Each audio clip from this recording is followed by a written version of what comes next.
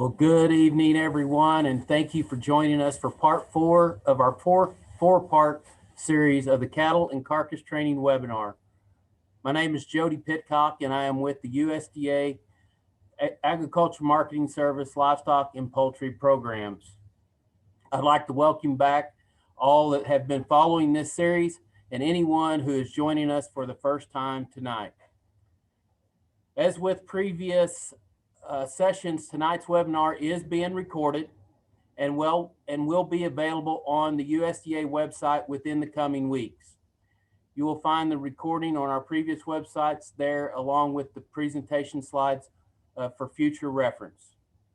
Our speakers this evening will take us on a further journey from live cattle to carcass by providing a deeper look into the process of beef quality and yield grading, introducing you to instrument or camera grading technology, and a look at the USDA's role in the CME carcass delivery process.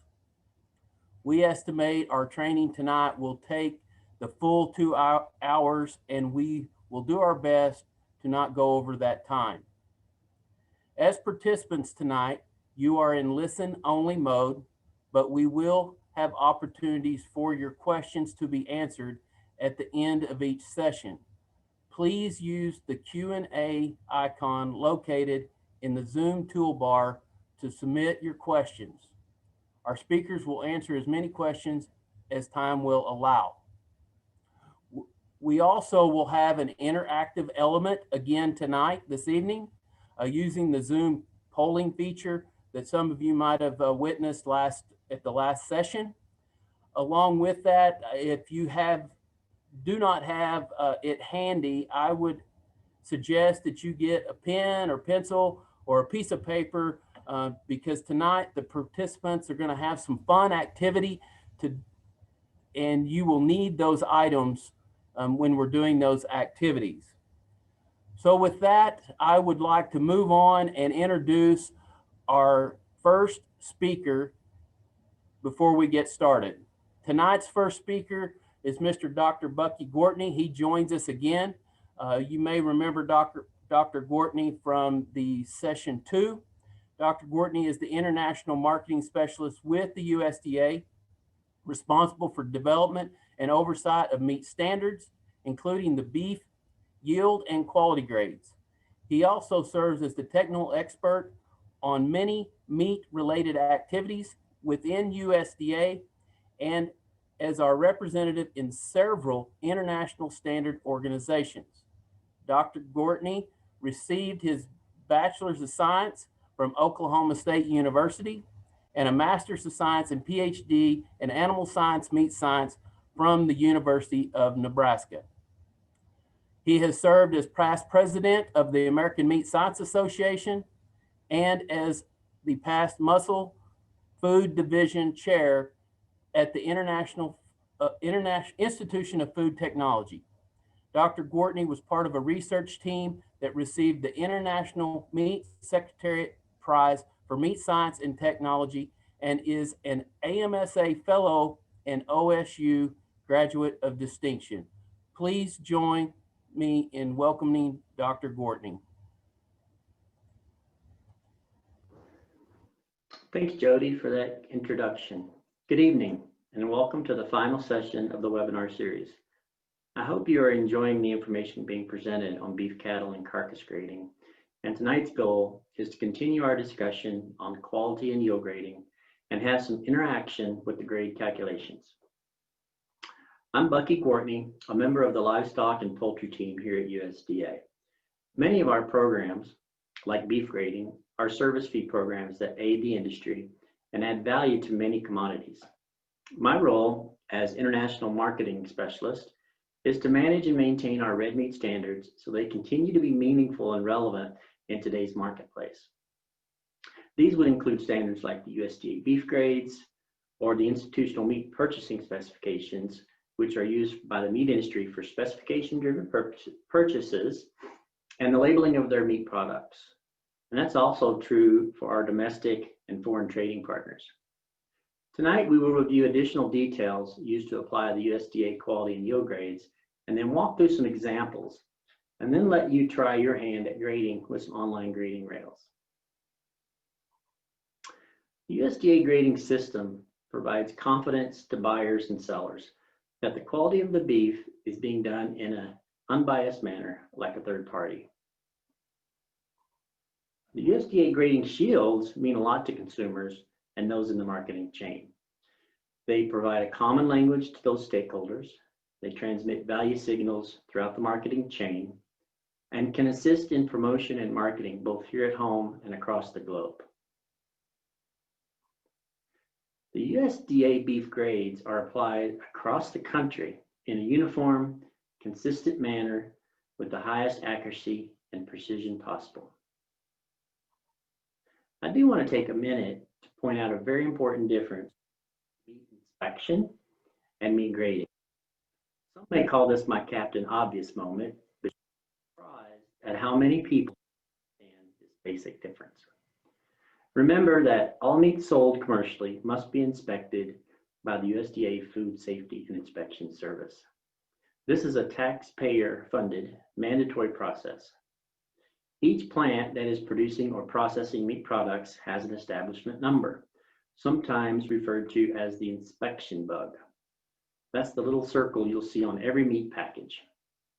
And within that circle is the establishment number that shows where it came from or was processed. There's a wonderful app you can download called USDA MPI Directory, and you can download this and be able to search every establishment being inspected by FSIS. Meat grading, on the other hand, is a voluntary service that is paid for by the packer processor, not the taxpayer. We refer to these sometimes as user fee programs. And when you see products with these USDA shields, you know it was evaluated and graded by a highly skilled employee of USDA. The official standard for beef grades was adopted in 1926. with the latest revision to these standards being done in 2017. So not too long from now, we will be celebrating 100 years of USDA beef grades. I'm thinking big party and celebration. Here's a brief look at some of the history and changes of the grades over time. As you can see, there have been multiple grade changes over the years. And some of these major changes have included things like the grade good becoming select, the uncoupling of quality and yield, which allowed carcasses to be either graded for quality, yield, or both. Also, the elimination of B maturity requirements in low choice and select grades. And of course, the most recent change, which uses dentition to determine the maturity of the carcass. Now, when we reflect on these changes, I think it's important to understand how those changes come about. While USDA is constantly evaluating the grade standards and their usefulness and adoption by the industry, it normally takes a stakeholder petition to USDA, which will outline the issue and the change being asked for, before USDA will make that change. If we do get a petition for a change, then we will look at this from many angles and ask for stakeholder input before making any formal changes.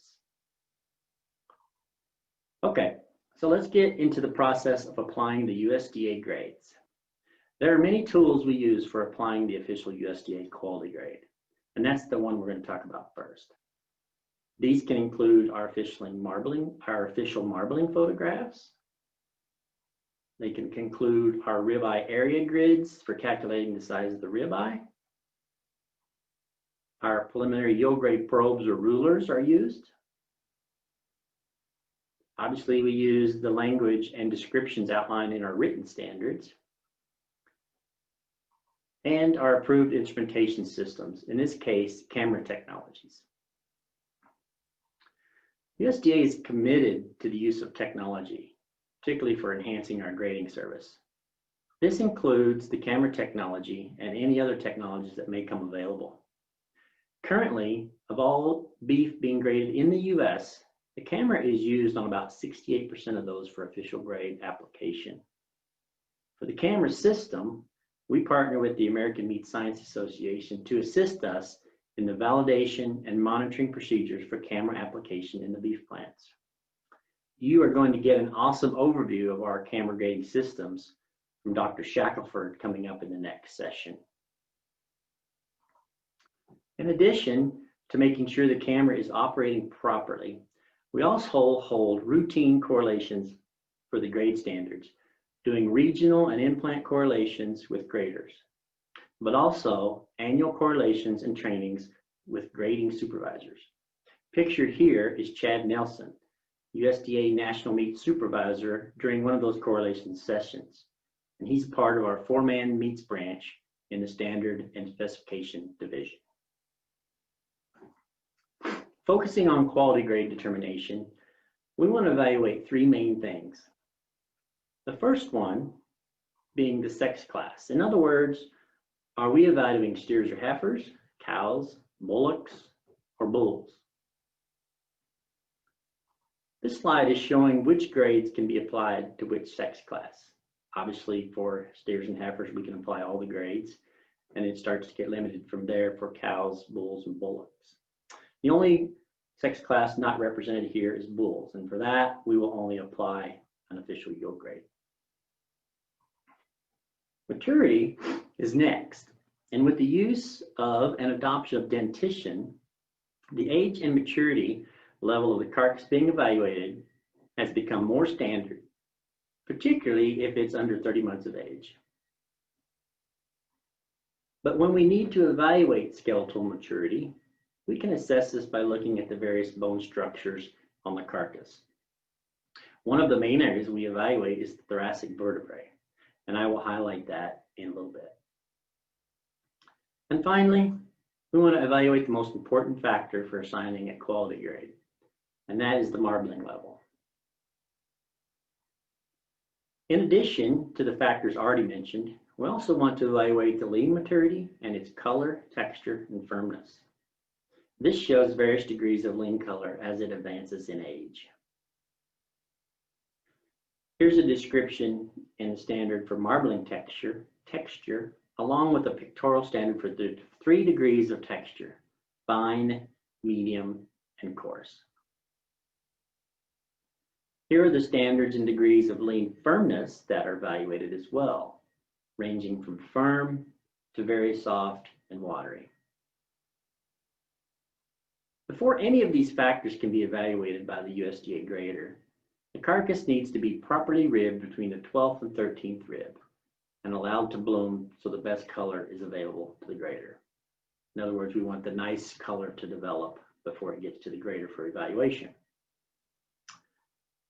There are multiple influencers for how marbling is visualized by the grader, which includes the proper chilling of the carcass, the proper bloom of the split surface, and of course, good lighting so the grader can make a proper evaluation.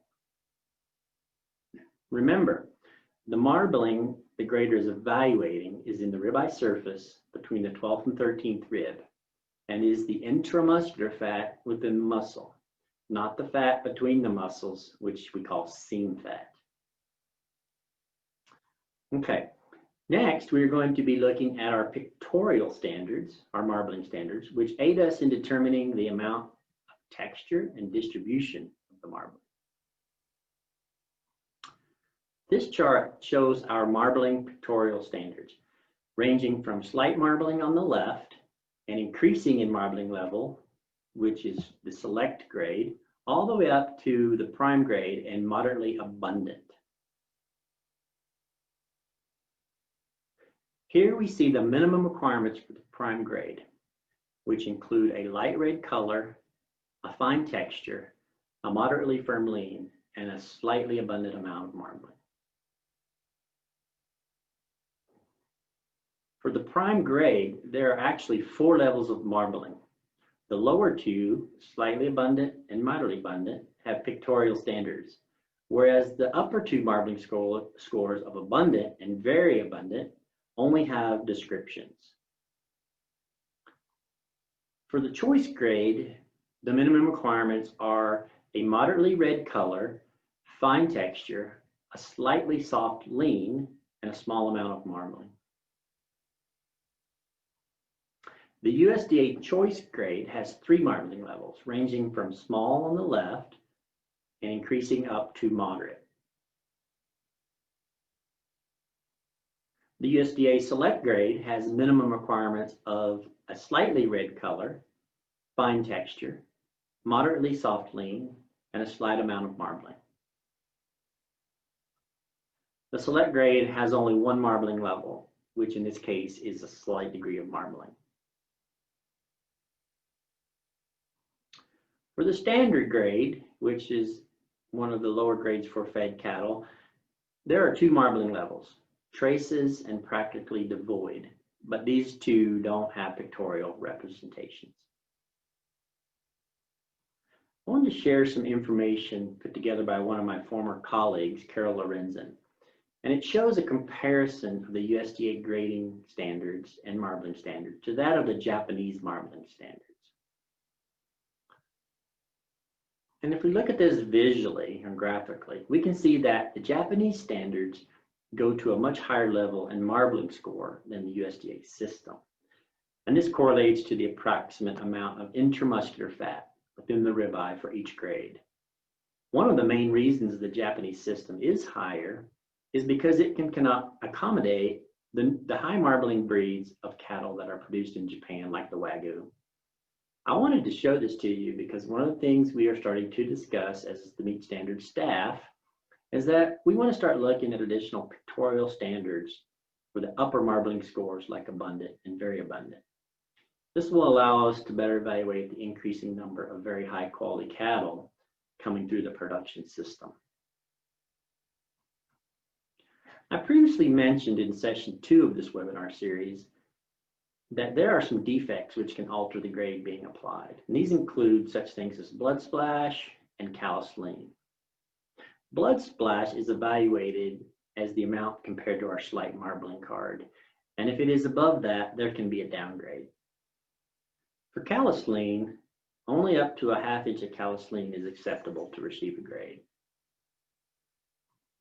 For dark cutters, these are determined in percentages from 0 to 100%. And for prime choice or select can result in 1 complete downgrade. Okay, before we begin our quality grading exercise, I want to point out that the recently revised standards utilizing dentition basically created 2 standards for grading carcasses, those for cattle under 30 months and those older than 30 months. For our exercises, we are going to assume everything is under 30 months. So no need to evaluate skeletal maturity at this point. And this is the norm in today's slaughtered cattle population. When cattle over 30 months are identified, the grader will do a further evaluation of skeletal and lean maturity and balance that with the marbling score. When the grader does that balance, the skeletal maturity gets a little more emphasis than the lean maturity. But in no case can an overall maturity be determined be more than 1 full maturity group different than what is indicated by the skeletal maturity. Now this can get pretty complicated in the way these balances are done, but we're not going to go into detail with those calculations in this session. When a carcass does need to be assessed in more detail for its maturity, the grader will look at the complete skeletal structure for signs of advanced maturity. I mentioned earlier that one of the primary areas on the carcass we evaluate for skeletal maturity is the thoracic area. And these pictures show those areas, which are at the tip of the feather bones. And we call these the thoracic buttons. This is the area where the cartilage tips will start to show conversion to bone. We call that ossification from cartilage to bone. If we zoom in on these 2 examples, we can see that the one on the left shows some of the tip starting to turn to bone. And you can visualize that in this area right here. And the carcass on the right is showing even more bone development. With these tips, when these tips start showing greater than 50 to 70% bone, and you can see we're starting to get some bone here, then we know we are potentially looking at an advanced maturity carcass. The last thing I want to touch on is how graders utilize the camera-assisted technologies and the camera marbling scores that are being displayed to the grader for each carcass. This table shows some examples of how that's done. Basically, if a grader's call differs by more than 20 degrees of marbling from the camera assessment, then the grader is able to override that camera call. And also remember that when an evaluation is done on both sides, the high side or the best call is taken. In these examples, the camera is calling a slight 80, which puts it in the select grade. But the grader's assessment says it's small 0, which is at least a 20-degree difference. So the carcass ends up being upgraded to choice.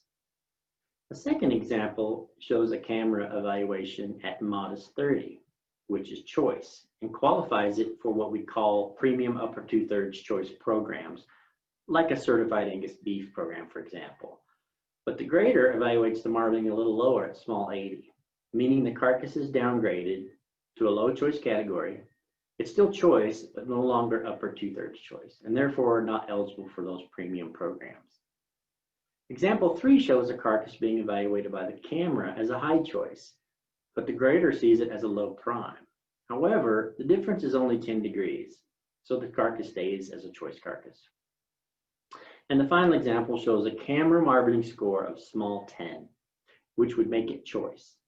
But the grader's marbling score is 30 degrees lower into the slight marbling score. So in this case, the entire carcass is downgraded into the select grade.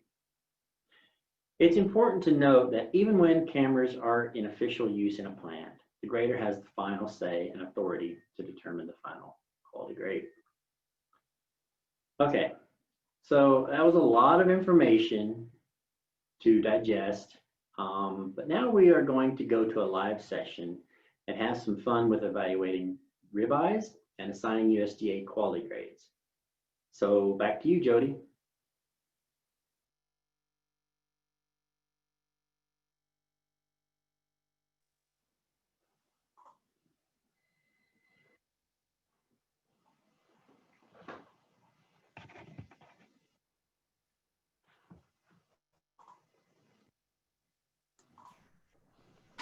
Jody, you're muted.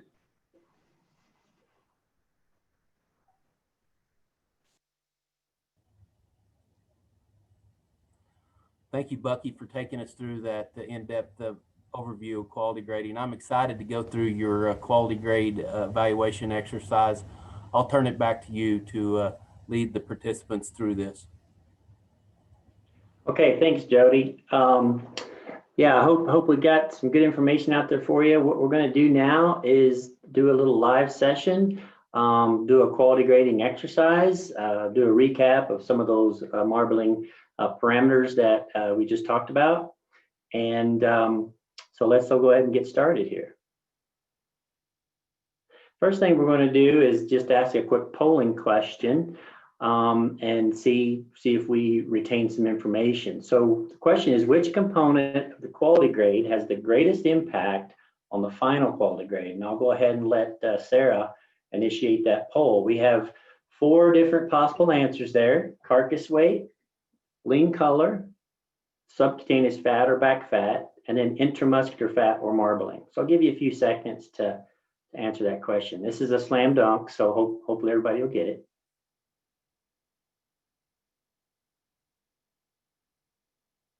Okay, let's see how we did, Sarah.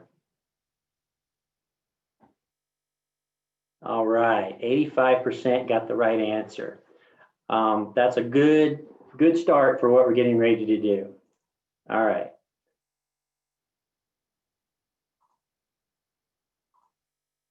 So remember, we talked about our pictorial standards, and this is a representation of all of those standards. It's important to note that out of the 10 descriptors of marbling, we only have 6 with pictures, and that would include our slight or our grade for select. Then we've got 3 degrees of marbling for our choice, and then we have 2 for prime. And it's important to also note that when we talk about degrees of marbling, for each marbling category, for example, here's slight, we go from 0 to 100 degrees. Okay. This is, again, our picture of the prime grades. And what's important here, as I mentioned earlier, is that there's only 2 pictorial standards for all 4 grades. We are working on getting potentially some additional images for that. And it should be a good exercise for the industry and for our standards group. For the choice grade, remember we have 3 levels of marbling. We have small, which is our lowest marbling score for choice. Then we can have a modest degree of marbling, and then we can have a moderate degree of marbling. And I talked a little bit about how the upper 2/3 of that choice grade, which includes modest and moderate, are going to be what we call our premium choice or upper 2/3 choice programs, like a certified Angus beef, as well as many other programs. And you can find a list of those certified programs on our website. These are more valuable programs for, particularly for like food service operators, and typically create a higher eating experience. Okay, and then our select grade, it only has 1 level of marbling, which is slight. So select will be anywhere from slight 0 to a slight 100, representing our select grade. And then for the lowest grade there for our fed beef, we have standard, and we don't have picture representations for those, and we need to certainly look at developing that as well. All right, so Jody mentioned that needed a piece of paper and a pen, because we are going to go through 15 ribeyes, and you're going to call the grade, and you're going to call it either select, choice, or prime. Now, before we get started, let's talk, we're going to do a quick training on 5 ribeyes, okay? So in this case, the first one, we're looking at, this area is our official standard representation, and this is actually the ribeye we're going to be looking at, okay?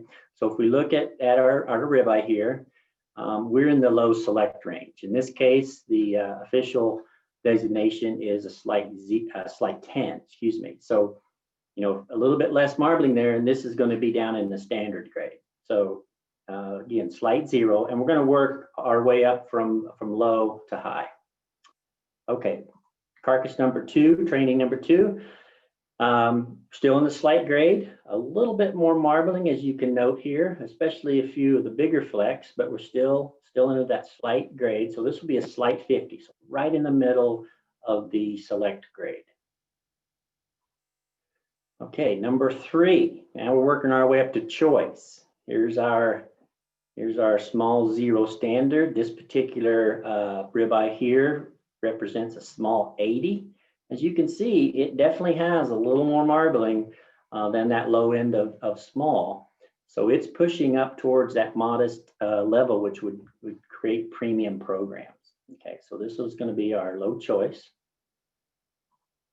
Number 4, now we're getting into some higher quality products. This one is at moderate 80. So this one's pushing prime, but not quite there. And again, if you compare that to this moderate 0 standard picture, you can see it definitely covers that. It's definitely pushing prime, but not quite there.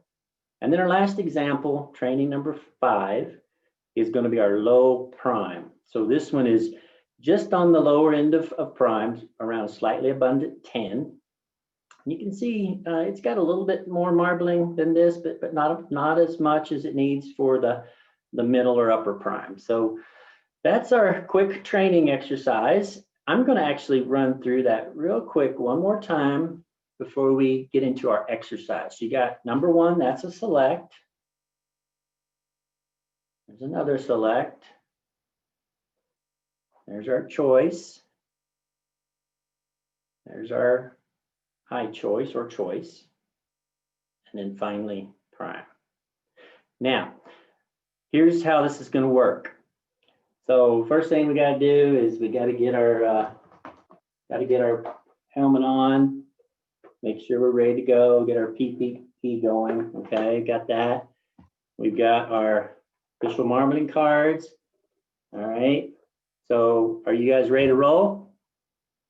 We're going to get 10 seconds for each ribeye. Okay.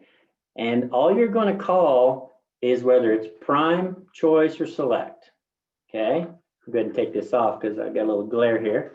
And 10 seconds may seem like a long time, but that's actually twice the amount of time a typical grader is going to have for a carcass. Because remember, they're looking at two sides and they're making all these other calls, potentially yield grade, looking at maturity, color, et cetera, et cetera. So we're giving you about twice the amount of time that a grader on a line will get.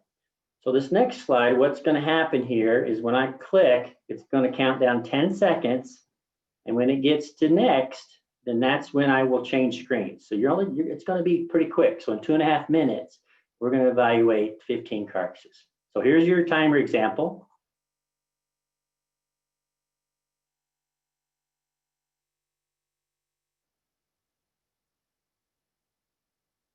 Okay, and then I'm going to click to the next ribeye. So if everybody's ready, we're going to go start our exercise right now. Good luck.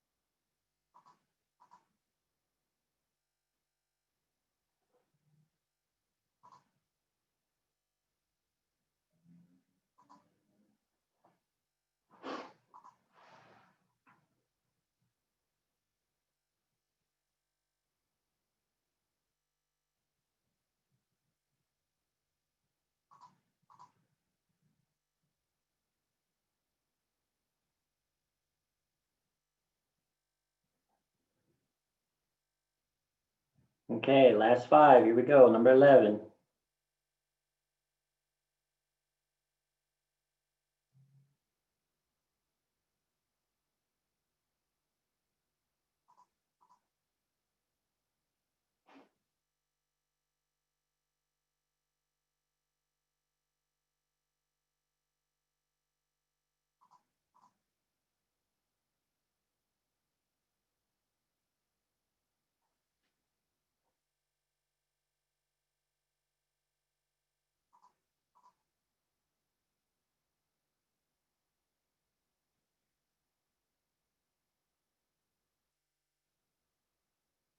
Okay, last one. Finish strong here.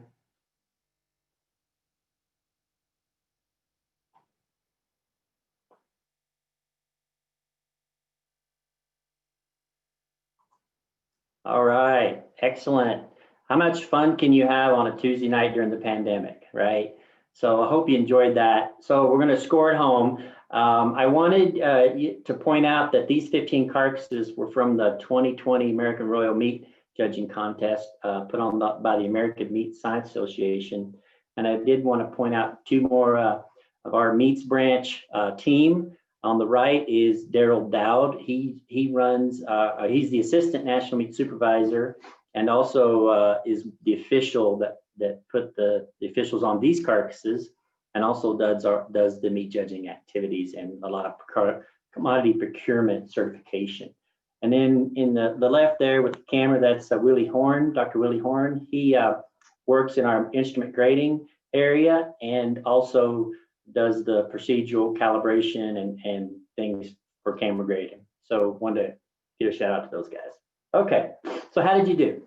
So just score at home, and when you're done, put your score in the chat if you're proud of your score anyway. If not, then maybe you need a little more practice. So if you got everything correct on each carcass, it's 10 points. If you called it choice and it was actually prime, then you only get 5 points. Of course, if you're more than that away, then you don't get anything. So let's just walk through real quick what we had here.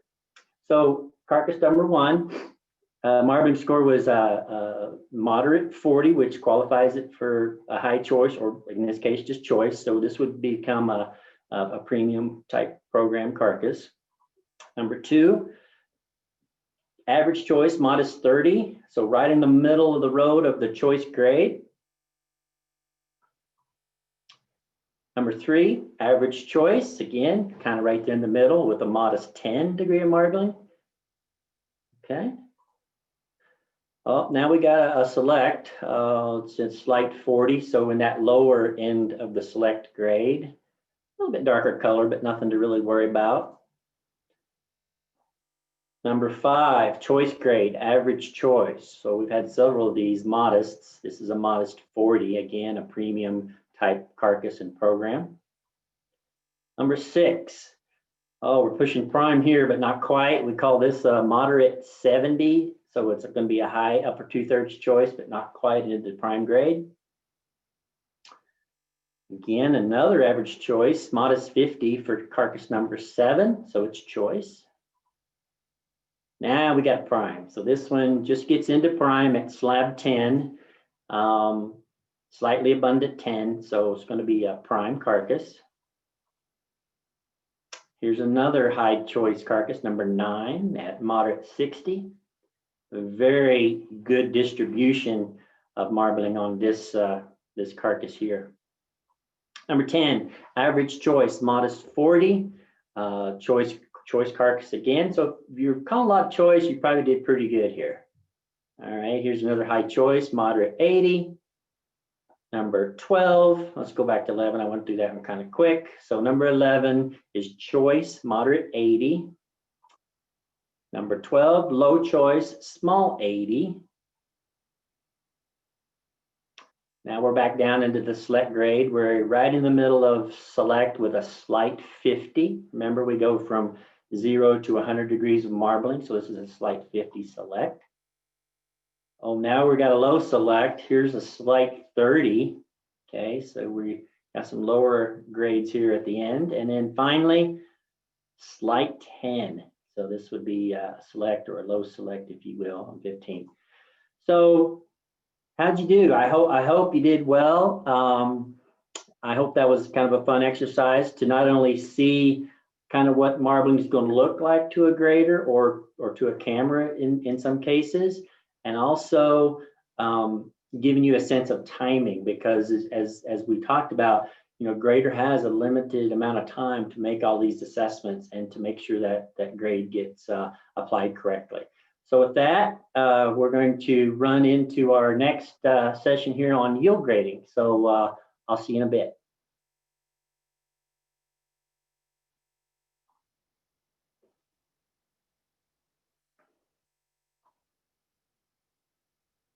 Okay, welcome back. I hope you enjoyed the quality grading exercise. Now we are going to finish this session with information on assigning yield grades. Yield grade factors. What are they and how do we measure and assess them? There are 4 major things we want to evaluate. The first and most important one of these is the amount of fat over the ribeye, or back fat. This is an overall measure of how fat the carcass is, and it is our starting point for determining the final yield grade. The next factor is the muscling of the carcass, and this is determined by the size of the exposed ribeye, or longissimus muscle, in square inches. The next factor, which we don't have to calculate because it will be on the carcass for us, is heart carcass weight. This is important to estimate muscling because depending on how much the carcass weighs, and depending on how big the ribeye area we measure is, we may need to adjust the yield grade calculation up or down. The last factor is estimating the percentage of kidney, pelvic, and heart fat in the carcass. Let's look at the first and most important factor, fat thickness over the ribeye, which gives us our preliminary yield grade, or what we call PYG. This is measured in inches at a specific place opposite the ribeye, as shown in this picture, which is 3/4 of the length up from the ribeye from the backbone. The next critical factor to determine is what we call the ribeye area, and it is an indication of the amount of muscle growth and mass of the carcass. Generally, as carcass weights increase, so does ribeye area, because the animal is still growing. However, it's not a linear relationship. This measurement is in square inches and related back to the actual carcass weight and also to the weight that a normal carcass at any given weight should have to be adequate in its muscle mass. An example of how this is relevant for determining yield grade is that if a given carcass is supposed to have a 14 square inch ribeye according to its weight, but only has a 13 square inch ribeye, then that indicates that the carcass has less muscle mass and therefore would have a less desirable or higher yield grade assigned. The opposite, of course, would be true if the ribeye area is larger than the normal ribeye area required, resulting in a better yield grade. Here we see the ribeye area grid being placed on the ribeye muscle surface to give us an accurate measure of size. Next, hot carcass weight is determined as a hot weight right before the carcass enters into the cooler for chilling. Here's an example of the tag, as you can see there in the white tag on the carcass, that will display that hot carcass weight for the grader. And lastly, the amount of internal fat is estimated and is referred to as the amount of kidney, pelvic, and heart fat, or we like to call it KPH percentage. It is expressed as a percentage of the carcass weight. These percentages usually range from 1 to 5%, and as with back fat measurement, a higher value in KPH or the amount of fat will result in a less desirable yield grade being assigned. Here we see the area where the kidney fat, also referred to as the kidney knob, is located. This picture is showing the pelvic fat area, and the next picture shows where the heart fat is located and also estimated. In the official yield grade standards, there is an equation listed that we refer to as the yield grade equation, or the long version. We've also developed a shortcut method for calculating, and that's what we'll be working with tonight. But I do want to show you the long version first. This calculation involves the same factors we have just reviewed, but is more complicated than the shortcut version, which is what we will use to calculate our yield grades. The shortcut method starts with our preliminary yield grade, or PYG. Here we see how the fat thickness in inches translates to the PYG. For example, 0.4 inches of fat translate to a starting preliminary yield grade of 3.0. So if a carcass with a PYG of 3.0 had the correct ribeye area for its heart carcass weight and had the normal KPH of 3.5%, then we would make no adjustments and the final yield grade would be a 3.0 or simply a yield grade 3. It's when the ribeye area and the KPH percentage differ from the norm that we have to do some calculations. Here we see the ribeye area that is required or the norm for a given hot carcass weight. In this table, you can see that for a lightweight carcass weighing 500 pounds, it would need a 9.8 square inch ribeye to be adequate and make no adjustment to the final yield grade. In contrast, a heavyweight 1,100-pound carcass would require a 17 square inch ribeye. If a carcass has a larger than normal ribeye for its weight, then we will subtract from our preliminary yield grade, which means we are going towards a lower numerical yield grade and a carcass that has more saleable trimmed product. On the other hand, though, when a carcass has a ribeye area that is less than the normal required for a carcass weight, then we are adding to its overall yield grade, meaning it has less sellable closely trimmed product. We make these adjustments in tenths of an inch, and for every 1 inch difference in a required ribeye size, we will add or subtract 0.3 from the preliminary yield grade. Now for KPH estimates, if the value is 3.5%, we consider that the norm and no adjustment is necessary. However, if the value is anything less than 3.5%, as indicated here in green, then we will subtract from the PYG and make appropriate adjustments depending on how much less it is. In this case, for every 0.5% difference, we will subtract 0.1 from the preliminary yield grade.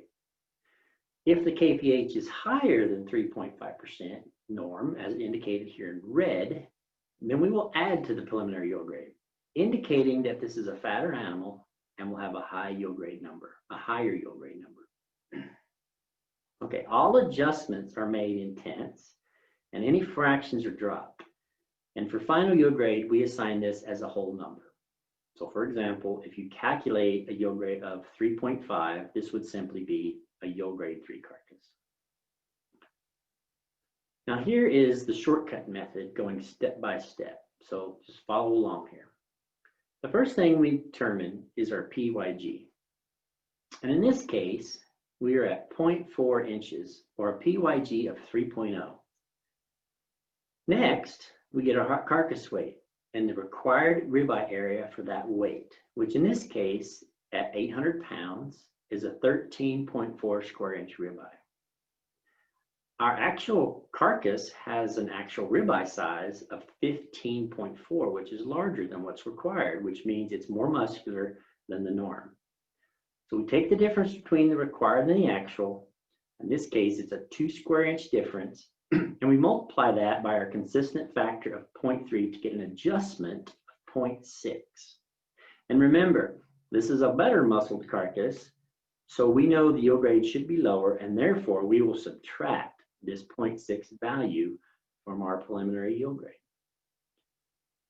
Now we calculate our KPH percentage. And in this case, we get a value of 3%, which is 0.5% less than the normal factor of 3.5%.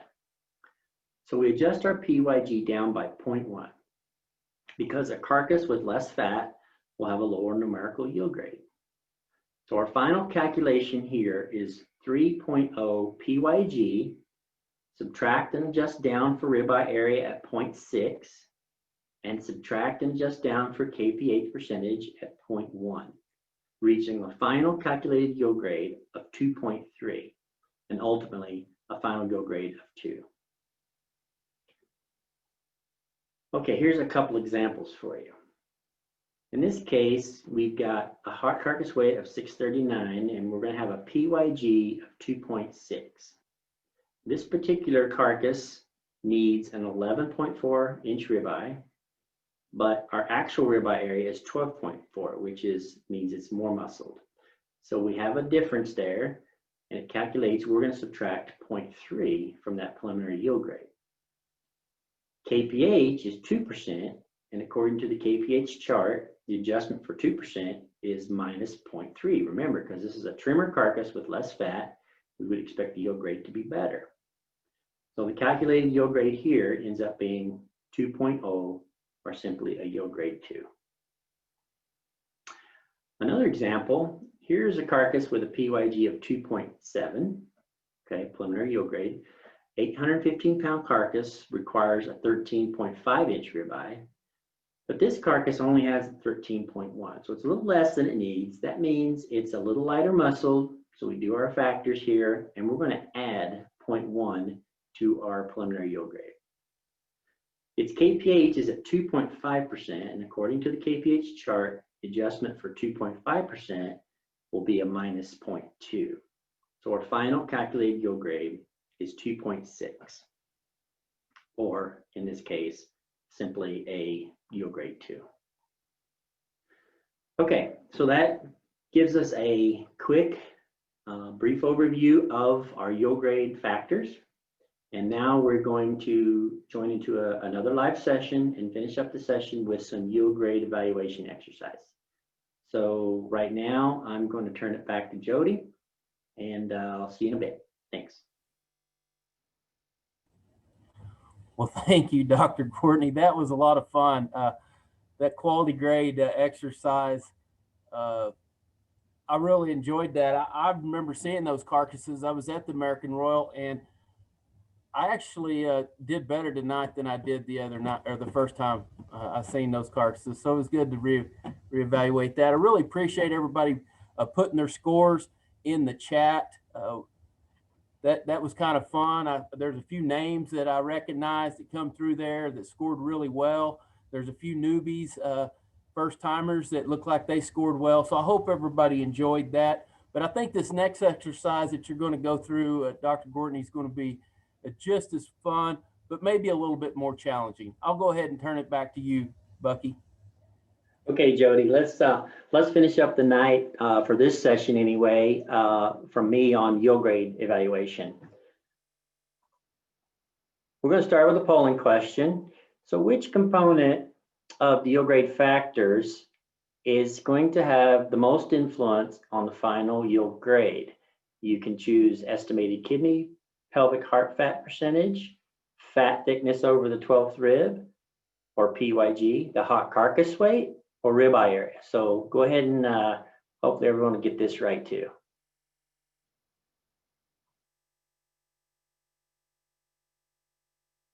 All right, Sarah, let's see how everybody did. Oh yeah, 66%.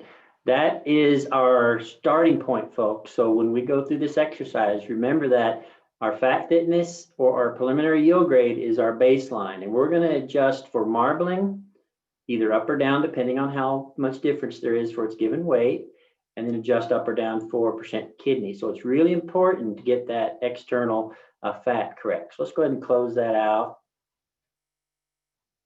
Now, one of the things I didn't go into, and it's really important, and it's really hard to visualize on a virtual session like this, is when we calculate the preliminary yield grade, that's going to be that inches in fat across that ribeye at that certain location. Now, one of the things the grader will do is they will evaluate other fat components or areas of that carcass. It may be fat continuing up that rib section or the plate section. It may be fat over the chuck or even over the round. So the grader can adjust that up and create what we call an adjusted preliminary yield grade. But for our purposes, we're just going to look at an actual measurement and one starting point. Okay, so for this exercise, we're going to look at 15 more carcasses. We're going to look at 5 ribeyes right now. And what you see here is what you're going to see when you make the call. So here we have the ribeye we're going to evaluate. And then over here, we have our ribeye area grid.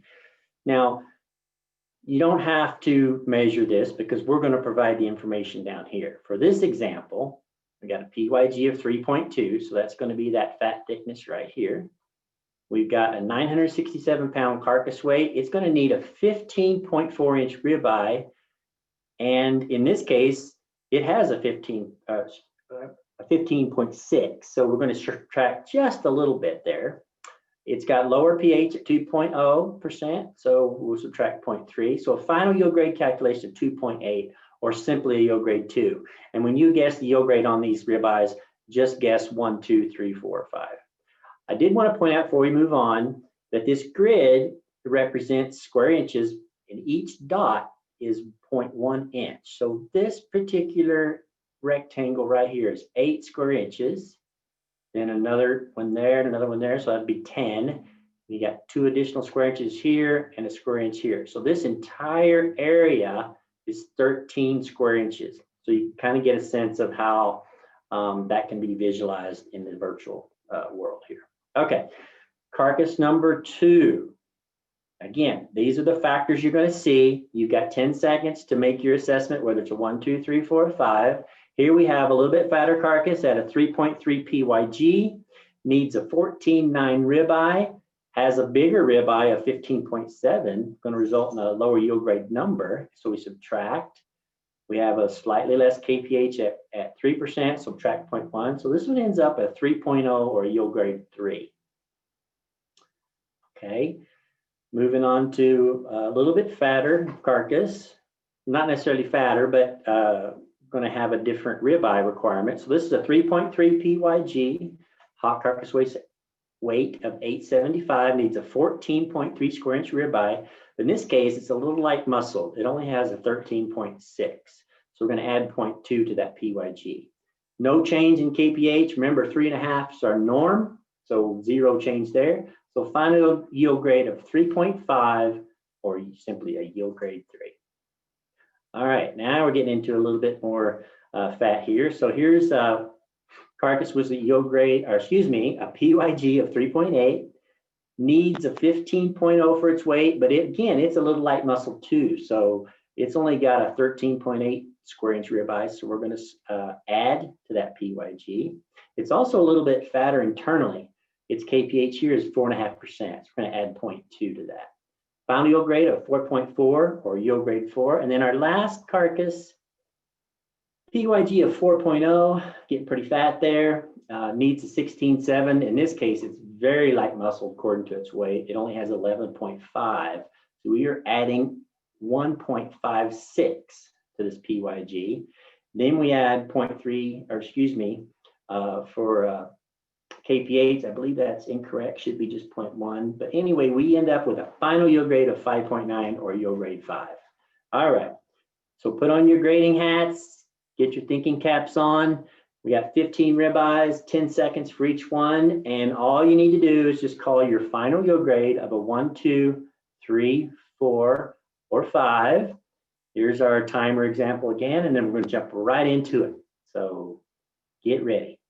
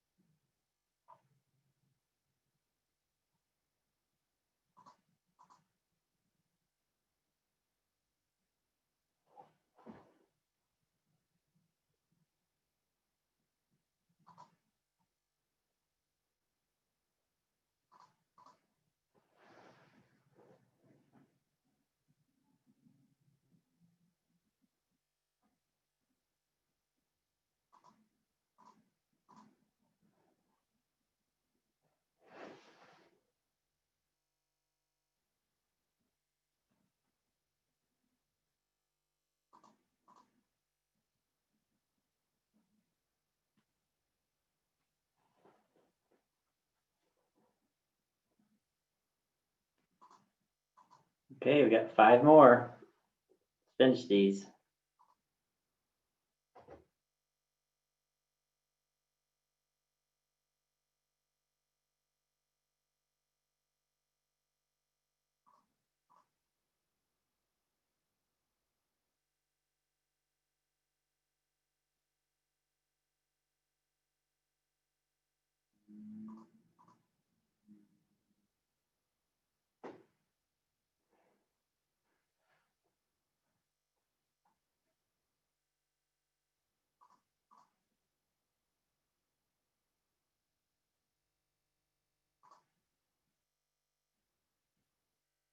Okay, last one.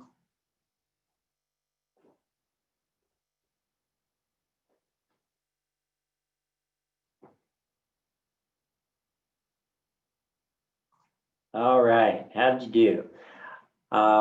For each one you got correct, it's going to be 10 points. If you were a yield grade off, it's or more, or excuse me, if you're one yield grade off, it's 5 points. And then if you were more than one off, you get 0. For example, if you called an actual 3 a 1, you'd get 0 points. So I think what I really want you to appreciate is that there's a lot going on when you're looking at a yield grade and a quality grade too. And there's a lot of things that a grader has to assess in real time. And as you can see, it's a camera assisting a grader is a very good thing in terms of giving them additional information. So I really want you that appreciation to hit home. Okay, so carcass number 1. Start out at PYG of 3.6. Ended up being a calculated yield grade of 3.9, almost a 4, but not quite there. So we drop all the decimals and it's a yield grade 3. Number 2, PYG of 3.3, a little bit more muscling, calculates out yield grade 3.0 or yield grade 3. Number 2, a little bit fatter, 3.4 PYG, doesn't quite have the muscling, so we're going to do some adjustments up, and this one actually just gets into yield grade 4. So if you called it a high 3 or a 3, you're close, but it's a yield grade 4. Again, this is going to represent kind of a pretty typical carcass in terms of its PYG, its hot carcass weight, its muscling, a very kind of normal carcass. Got a little bit more KPH. It calculates out at a yield grade 3.0 or a yield grade 3. Number 5, another yield grade 3, PYG at 3.3. Needed a little bit more muscling than it had, so we add a little bit there, but middle of the road, yield grade 3. Number 6, a little bit fatter, got a PYG up there at 3.8, almost a 4.0. It's needs a little bit more muscling and has quite a bit more fat in the KPH, so it's a yield grade 4.4 calculated, or in this case, yield grade 4. 7, okay, again, another very typical carcass. This is a pretty heavy carcass at 1065. Doesn't quite have the muscling it needs, but a little bit less KPH, so it kind of balances out. Ends up being a final yield grade of 3.8 or yield grade 3. Number 8, a little bit fatter again, heavyweight carcass, 1095. Needs a rather large ribeye, doesn't have it, has quite a bit KPH. In this case, we just got into that yield grade 5 realm, 5.1, so yield grade 5. PYG at 3.7 on carcass number 9. 3.5% kidney, needed a little bit more muscling, yield grade 4. Number 10, yield grade 5, 5.3 calculation, but yield grade 5. Number 11, yield grade 3. Again, pretty typical here. Number 12, yield grade 4. Number 13, got another fat one here, calculated out at a 5.9. So this is really getting up there in fat and wasty. This is that one that had the really light muscle. So number 13 is yield grade 5. 14, last 2 here, we got a yield grade 2. And then number 15, yield grade 3. So hope you did okay. A little bit more challenging maybe, even though we gave you the factors. When you're doing this without any PYG or ribeye, a lot of cases you'll get the KPH, obviously, it's much more challenging. All right, so that completes my session. I'm going to turn it back over to Jody, and if we have any questions, Jody? Okay, thank you, Bucky. Man, that was a lot of fun. I didn't do very good. I need to pull out my grid. Okay. If you put your scores in the chat. We'd like to see how you did, and also too, hopefully we got your email. And if you did really well, we may call you up and see if you'd like a job. We're always looking for grades. Right. So as far as the Q&A, we haven't really picked anything up but one question, and that was, what's the difference between the shortcut method of calculating yield grade and the long version? Well, there shouldn't be much difference because they should be calculating the same thing. The long version is what we have printed as the official calculation, if you will, in the standards. So, if you're going to do maybe some carcass traits and things like that, you could use that. But the shortcut method was developed many years ago to be a much quicker way to evaluate the factors, to calculate the factors, and still give you a very good indication of what that yield rate is. So pretty much everyone defaults to the shortcut method. Okay, okay. Well, with that, I see we have one question. What is the average KPH today? Is it around 2.5%, or do you know what the average we see in the cooler today? That I don't know.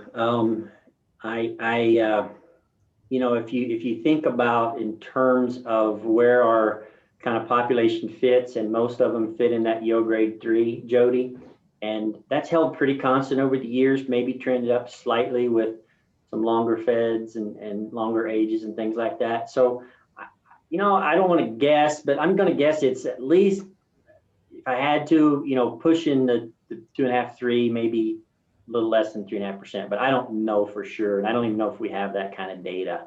Okay. That would be a pretty good, safe assessment. Yeah, I know from a live evaluation, since you can't see inside, and we know that certain breeds affect that KPH more than others, and on a live evaluation, we'll use about a 2 to 2.5%. But I know that's changed a lot in the cooler, especially as of late. So with that, we are really running short on time, so we're going to go ahead and move to our next presenter tonight. And if you have a question that's in the chat, we will try to get that this evening. If not, we will download those at the conclusion of this and reach out to you one-on-one.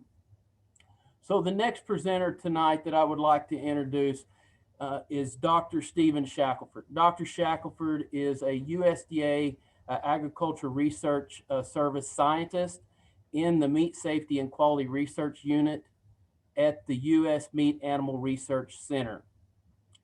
Prior to joining the scientific staff there in 1992, Dr.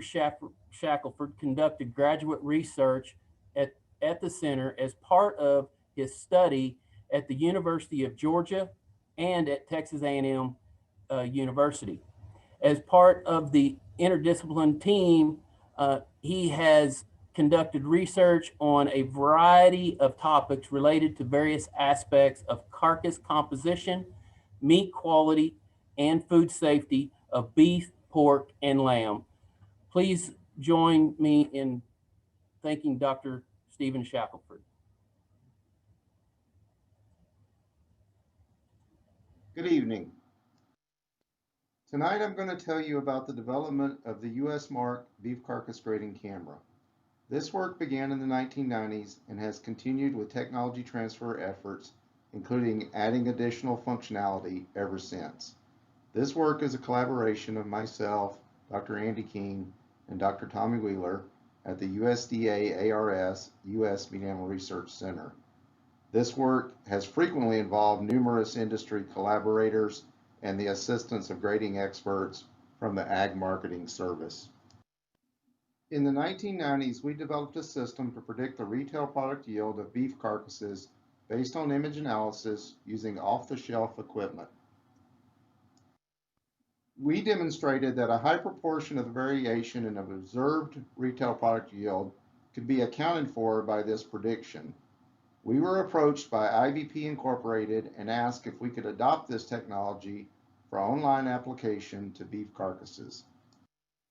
USDA, ARS, and IVP entered into a cooperative research and development agreement to adopt this technology for online application directly to beef carcasses. That effort was successful, but USDA ARS chose not to pursue a patent. IVP contracted with E+V to refine the technology, and IVP filed a joint patent.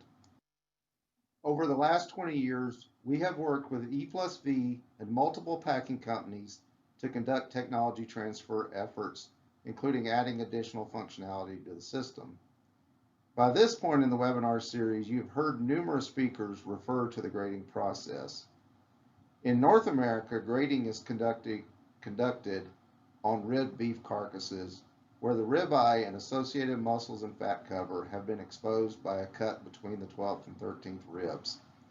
A saw cut is made through the backbone and a knife cut is made through the ribeye. This camera system was designed to allow operators to easily evaluate left and/or right carcass sides. In the case shown in this slide, side 1, which is shown on the right side of this slide, is a right carcass side. So the camera operator has the camera in the left hand and is using their right hand to marry the camera to the side as the carcass sides are moved past the grading stand by the overhead grading chain. Then the camera operator switches the camera to the right hand and images the left carcass side. This is a screenshot of the VBG 2000, circa 2006. In some pictures later on in this webinar, you will see additional information in the screenshots as the technology has evolved over time. The first item acquired is the carcass ID. In most situations, the ID is acquired from trolley tracking, but it could be acquired from scanning barcoded tags or from a manually adjustable sequence counter. Based on the carcass ID, the system queries the database and obtains the hot carcass weight. In this case, 815 pounds or 370 kilograms. Then the system predicts preliminary yield grade, which is directly proportional to fat thickness. With expert grading, fat thickness is measured at a point opposite to 3/4 of the length of the ribeye. To help eliminate potential errors due to fat tears that occur during dressing, we have the camera system measure fat thickness over a broad area shown by the aqua-colored area in the analyzed image. In this case, the PYG was 3.2, which is indicative of a fat thickness of 12 millimeters or 0.48 inches. Then the system predicts adjusted preliminary yield grade. In this case, the adjusted PYG was 3.2, which is indicative of fat thickness of 12 millimeters or 0.48 inches. Next, the system predicts ribeye area, which is the cross-sectional area of the longissimus muscle. In this case, the ribeye area was 16.8 square inches or 108 square centimeters. Now the system can calculate yield grade. Calculated yield grade ranges from 1, which is very lean, to 5.9, which is very fat. So in this particular case, we have a carcass with a yield grade of 1.9, so it's on the leaner side of the US distribution. Finally, the system predicts marbling score. While marbling score and intramuscular fat percentage are related traits, it should be understood that marbling score gives preference to a high degree of finely flaked pieces of intramuscular fat, whereas IMF rewards all intramuscular fat. IMF can be skewed heavily by a single large chunk of marbling. This slide shows the ability of the system to predict yield grade as determined by a panel of USDA AMS grading experts. The camera predicted yield grade shown on the x-axis accounts for 90% of the variation in the observed expert yield grade shown on the y-axis. So let's take a look at the ability of this technology to sort carcasses based on yield grade. The next 10 slides will show variation in yield grade for images selected from approximately 1,100 carcasses. The 10 carcasses whose images are shown on these slides are from a very narrow carcass weight range of 800 to 850 pounds, or 363 to 386 kilograms. Here is a yield grade 1.0 carcass. It is very lean and heavily muscled. Here is a yield grade 1.5 carcass. Here is a yield grade 2.0 carcass. This carcass is a little bit fatter and not quite as heavily muscled as the previous slide. Here is a yield grade 2.5 carcass. Here is a yield grade 3.0 carcass. Here is a yield grade 3.5 carcass. As I transition from this carcass to the yield grade 4.0 carcass, I would like you to notice the difference. In this case, the yield grade 4.0 carcass is not as fat as the yield grade 3.5 carcass, but the yield grade 4.0 carcass is much lighter muscled. Here is a yield grade 4.5 carcass. Here is a yield grade 5.0 carcass. And here is a yield grade 5.9 carcass. And yes, we still produce these. Now let's look at the ability of the camera system to predict ribeye area. The carcasses that are shown in this set of slides are not constrained by carcass weight. Here is a carcass with a pathetically small 6.4 square inch ribeye. Here is a carcass with a 9.1 square inch ribeye. Here is a 12 square inch eye. And now we have a carcass with a 15 square inch eye. Here is an excessively large 18 square inch eye. And here is an eye that is too big to fit on the plate. That's a 21 inch ribeye on an 859 pound carcass. Just yesterday, I saw an 1,109 pound heifer carcass with an eye that made this one look small. Unfortunately, I don't have access to that image to show it to you. Now we will look at the ability of the technology to predict marbling score. These are the official USDA marbling cards. Starting at the top left, we have the Slide 0 card, which for instrument grading would be coded as 300. This is the minimum level of marbling for the select grade. Next is the small 0 card, which for instrument grading would be coded as 400. This is the minimum level of marbling for the choice grade.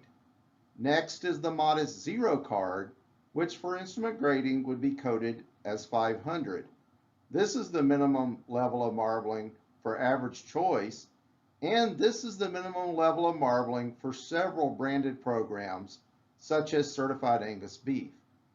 Next is the moderate 0 card, which for instrument grading would be coded as 600. This is the minimum level of marbling for high choice. Next is the slightly abundant card, which for instrument grading would be coded as 700. This is the minimum level of marbling for prime. And finally, we have the moderately abundant 0 card. This slide shows the ability of the system to predict marbling score as determined by a panel of USDA AMS grading experts. The camera predicted marbling score shown on the x-axis accounts for 94% of the variation in the observed expert marbling score. Here is a carcass with a marbling score of traces 60. Cuts from this carcass would be sold as no roll or ungraded beef. Here is a carcass with a marbling score of slight 50. It would be graded US Select. Here is a carcass with a marbling score of small 50. This is a low choice carcass. Here is a carcass with a marbling score of modest 50. This is an average choice carcass. If it was Angus, it likely qualified for Certified Angus Beef. Here is a carcass with marbling score of moderate 60. This is a high choice carcass. Again, if it was Angus, it likely qualified for Certified Angus Beef. Here is a carcass with a marbling score of slightly abundant 70. This is a prime carcass. Here is a carcass with a marbling score of moderately abundant 50. This is an average prime carcass. And here is a carcass with a marbling score of abundant 50. This is a high prime carcass. Next, we will look at the ability of the camera to identify dark cutter carcasses. This is not a function of the camera that USDA takes advantage of in the official grading process, but many plants utilize this function to eliminate dark cutters from premium programs. The top screenshot shows a carcass with normal lean color. Note the dialog box that says dark cutter OK. The bottom screenshot shows a dark cutter. Note the dialog box is turned red and says dark cutter. This technology has been calibrated to predict the tenderness of the longissimus muscle, which is the major muscle in the ribeye, strip loin, T-bone, and porterhouse steaks.